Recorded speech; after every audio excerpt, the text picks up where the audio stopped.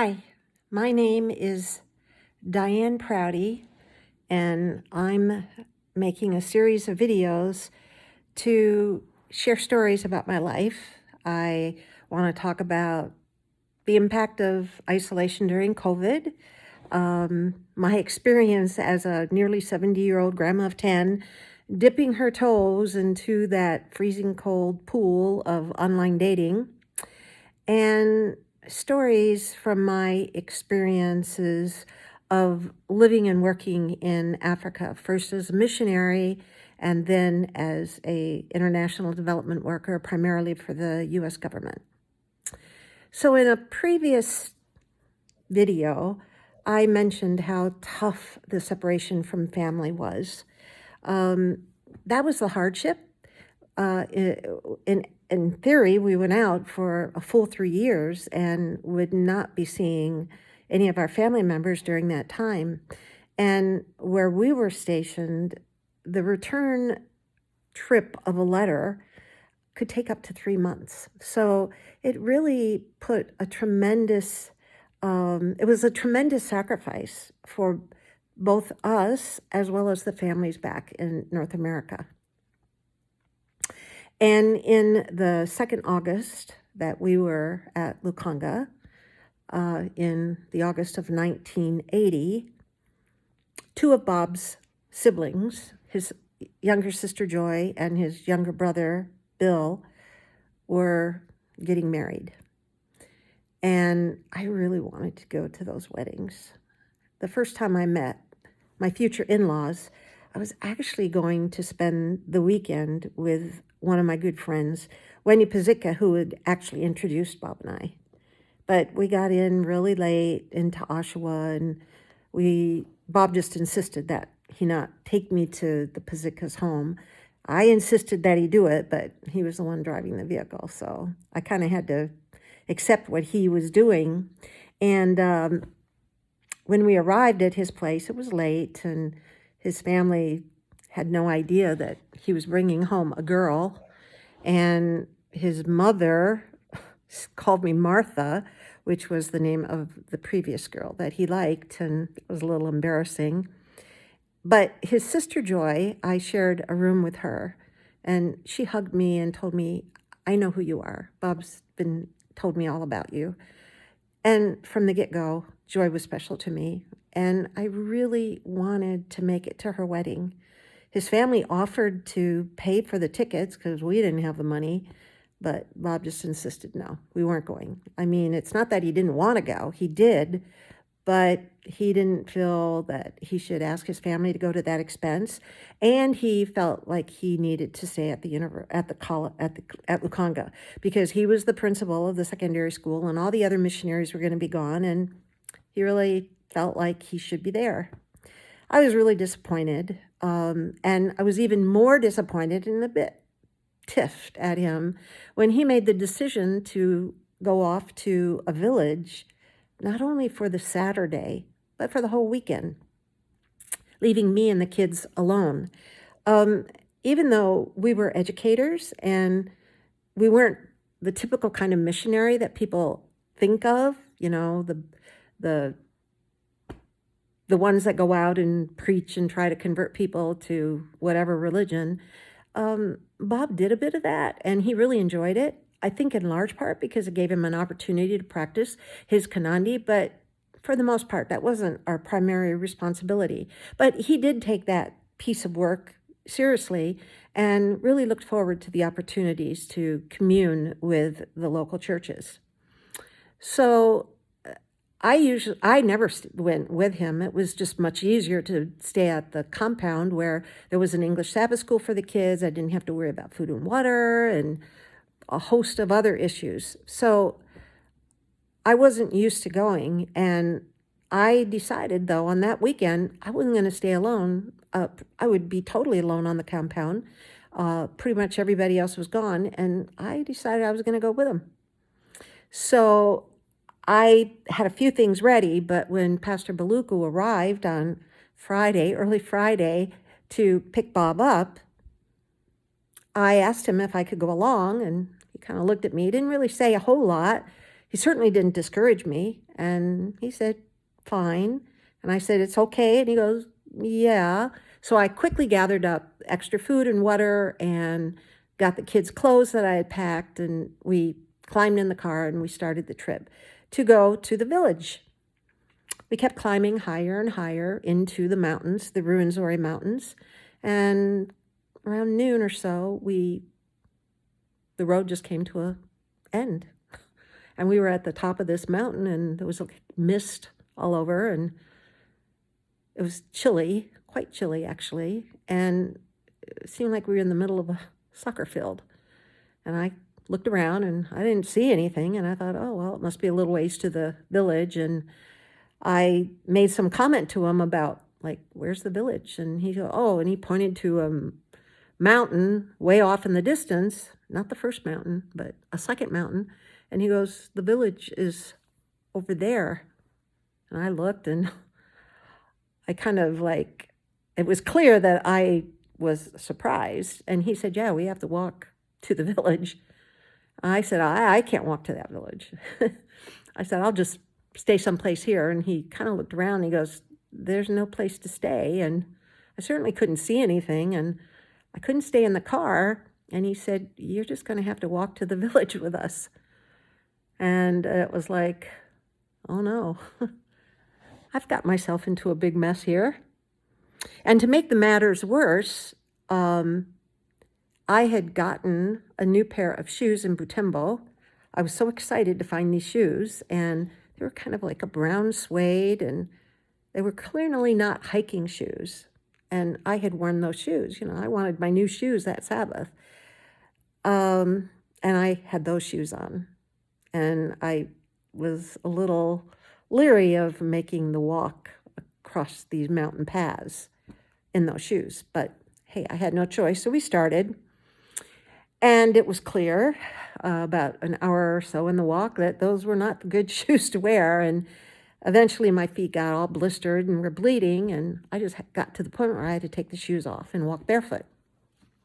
All along the way, villagers would come down and meet us where our path would join theirs, because they had never seen white children, and they could see from where their villages were that there was a white family coming down the path, and they were so excited about coming and seeing the white children. So it was, Heather and Danny were happily skipping along, and Mom was slipping and sliding, and at points there were drop-offs that I'm deathly afraid of, heights, and it was not a very wide path, and it was really an unnerving walk for me. And I kept watching the west to keep track of the sun, and it was dipping lower and lower and lower into the sky. I wasn't the only one who was watching it. Pastor Baluku was watching it as well. And at around 4 or so, maybe a little later in the afternoon, he said to me, Diane, I think what we're going to have to do is send some of the folks ahead, and they're going to go to the village, and they're going to get a leader and some men to carry you into the village. I looked at him and I said, I'm not being carried into that village. And he said, well, we're still quite a ways from the village, and we had no flashlights. And I said, I'm not being carried into that village. I'm going to walk in on my own steam. He kind of thought about it. He goes, well, at the very least, we're going to have to send some people ahead so that they can come back with torches, so that we have some light on the path. And, I agreed to that. And the folks went ahead, and Bob and me and Heather and Danny and Pastor Baluku, we continued our slow walk into the village. And they did show up with the torches about the time the sun dipped over the mountains, and it got darker and darker. And it was several hours later when we arrived at the village, and those dear women had hot water ready, and they soaked my feet in the hot water, and then they put some salve on them and bound my feet in the rags that they had. And my feet were so sore, and they were so gentle. And the whole time they were washing my feet, I thought of the story of Mary washing Jesus' feet, and I was humbled by their kindness and how carefully they were soothing my sore feet. And we went to bed that night. Some family had given us their hut. Pastor Baluku had some cots, and I got one of them. I'm sure I took somebody's cot that slept on the ground while I slept on the cot, and I slept pretty soundly that night. And early the next morning, we woke up. The rooster crowed and woke us up, and they had a great breakfast for us, and we had wonderful fellowship with the folks in that village. It was a really interesting village because everyone in the village was Adventist except one family, and that one Catholic family had one pig, and it was the only pig in the village. And it was a delight to be with them. And early in the talk and their welcome, they mentioned that they hadn't seen a white family in that village since 1951. That was the year that Bob and I were born. I was just stunned. And then they mentioned that the only time a white woman had ever come to that village had been like 1923, and she had been carried in by a leader all the way from the main road. And I was just like stunned. And I thought, I felt like God had been kind of pushing me along the whole time as I walked on that path. And they confirmed they had never seen white children. So everybody was just thrilled to have us there and felt like they were being honored by the Mzungus who had come to worship with them. And even though it was a really nice day, the whole time I kept thinking about that walk back.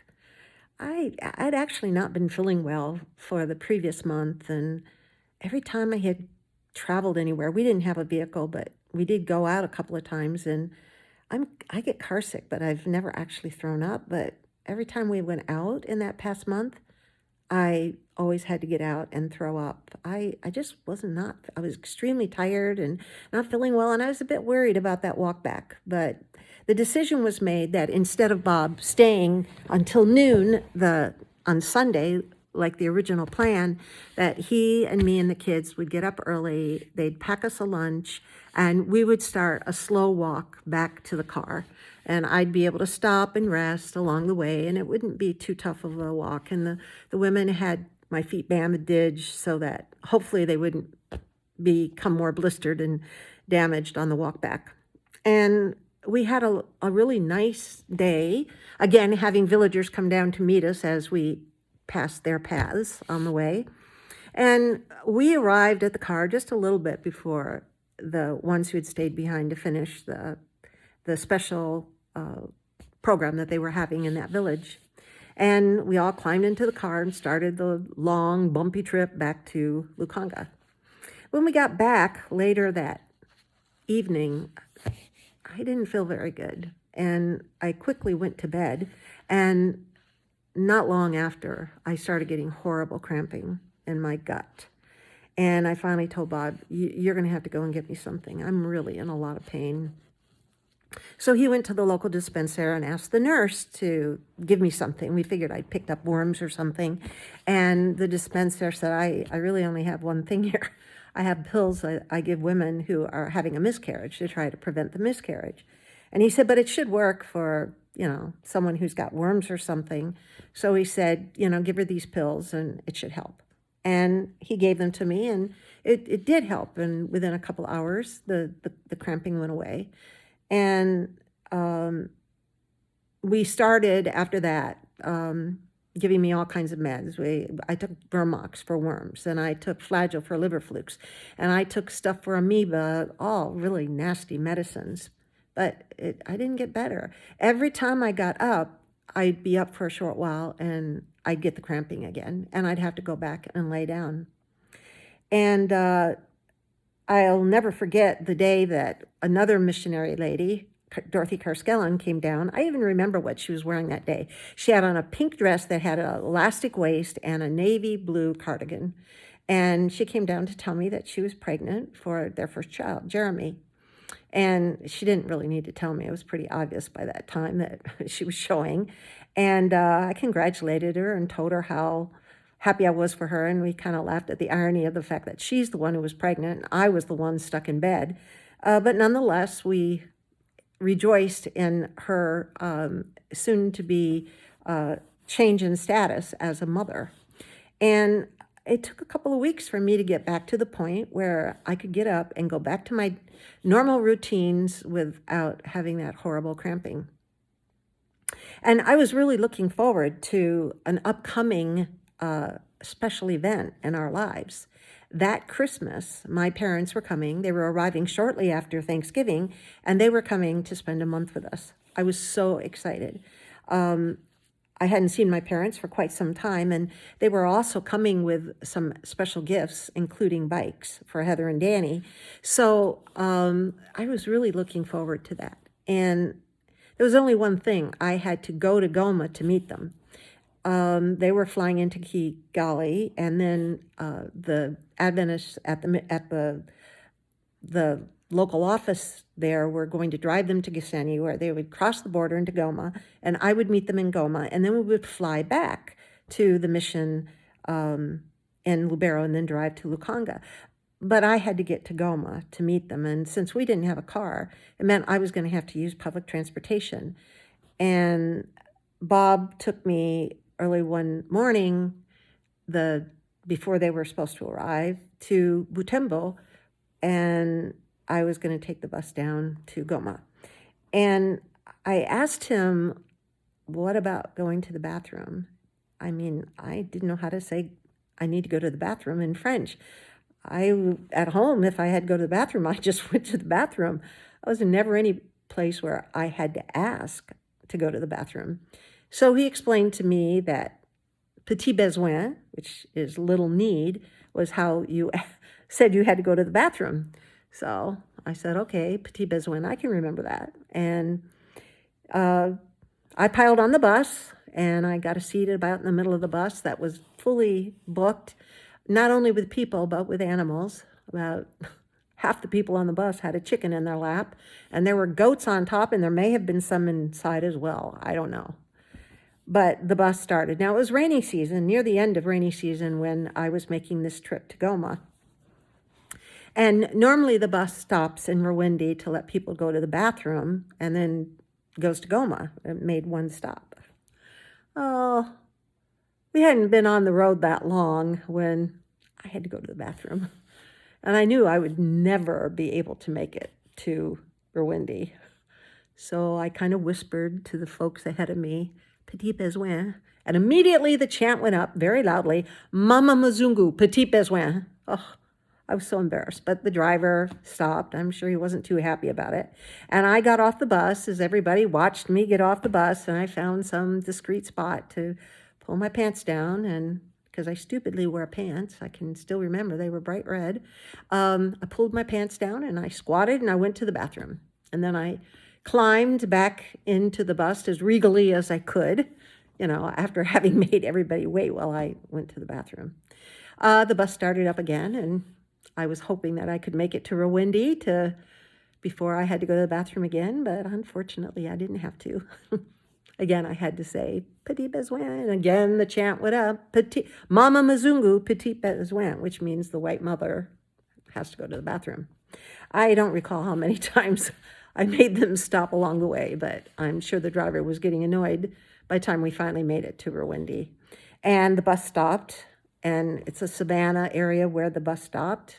And the men went to one side, and the women went to the other. And those women were smart because they had on panyas, which are it's a big piece of cloth that they wrapped around themselves. So they just opened up their legs and they peed. Unlike me, who had to go and find a spot and squat and pull down my pants and whatever. Now, fortunately, on the men's side of the bus, we could see that off in the distance there was a big male lion, just laying there, but all the same, a little too close to the bus for our pleasure. But we finished what we had to do and piled back into the bus.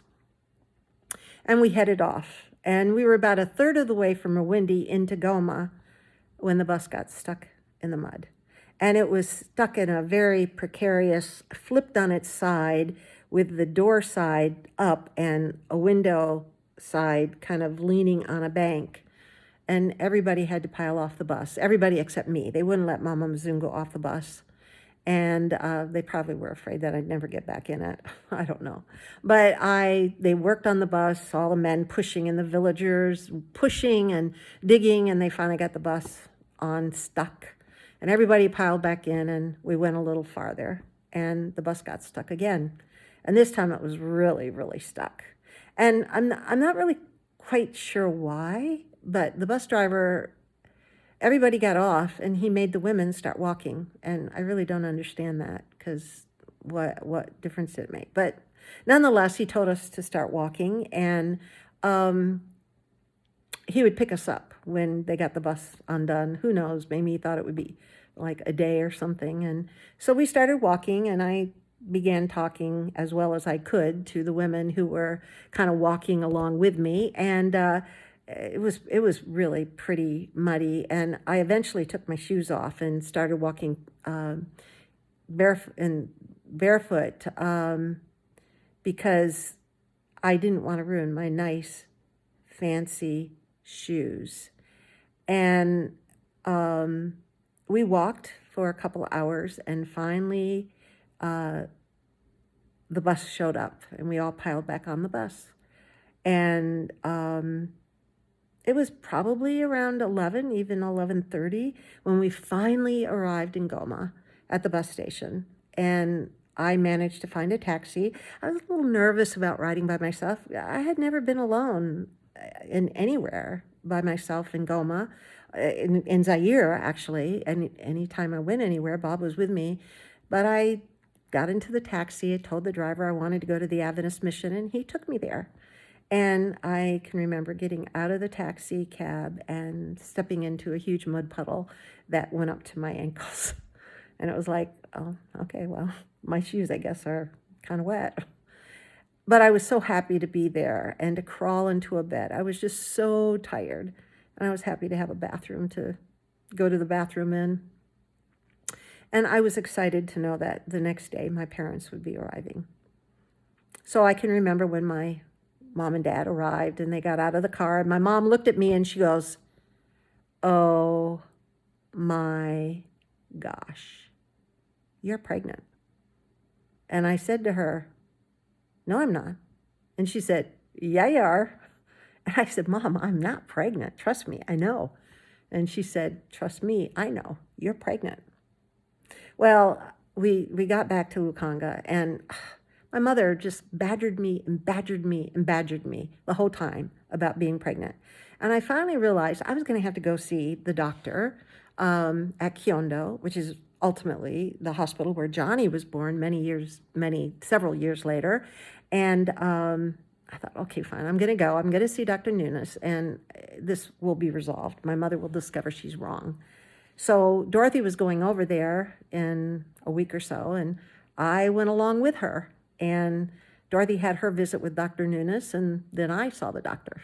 She checked me out, and she told me, "Yeah, you're pregnant."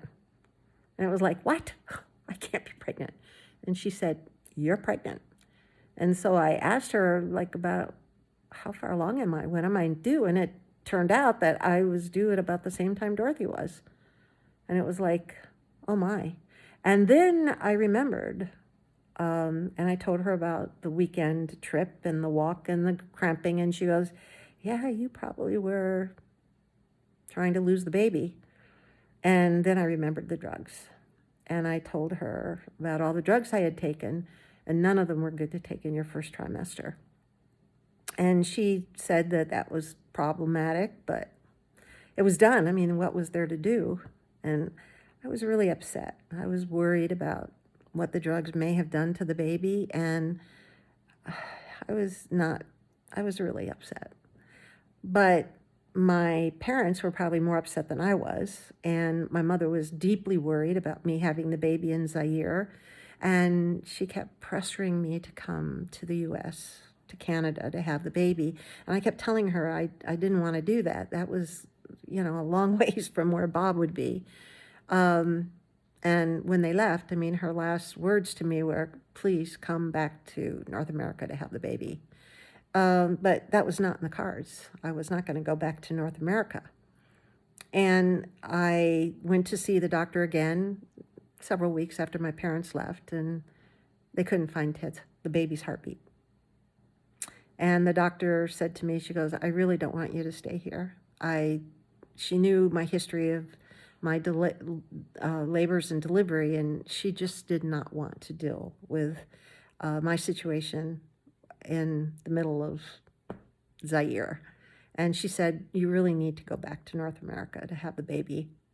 So when I got back to Lukanga, I discussed it with Bob, and he wasn't really very happy about it. He did leave it up to me, and I reluctantly, to his dismay, said, yeah, I think I better go back. And so it was with a really heavy heart, and I knew we were going to have a rough time of it. I mean, it took months for a letter to make the round trip, and it was really very difficult to leave. But at the end of January, I left with Heather and Danny, and I went to my in-laws to stay, and Heather and Danny went to my parents, where they stayed. And before I left, we made an arrangement with the Catholic missions down the road that when the baby came, we would have a ham radio operator contact them in Lukanga at the Catholic mission and tell Bob the news, whatever it was that he was the father of. So on March 30, my baby finally made the decision to arrive, and my parents hurried up with Heather and Danny to Canada so they could be there to see the baby. And my father-in-law made arrangements to get the message sent to Bob in Africa that he had a son. And I was going to stay in Canada until the doctor released me to go to Michigan to be with my parents. And you can imagine our surprise when several weeks later, my uncle gets a message from someone who worked at University of Michigan but lived in Monroe that this poor missionary father in Zaire wanted to know if his wife and baby were okay. And the plan was that the next day at 4 o'clock, when he got home from U of M, that they would have a special call, like an emergency call, to clear the chatter on the airways, and the message would go to Bob in Zaire about the birth of his son. And Bob later told me when he got home that he would go and visit Dorothy in Kyondo and hold Jeremy, and just imagine he was holding his own son.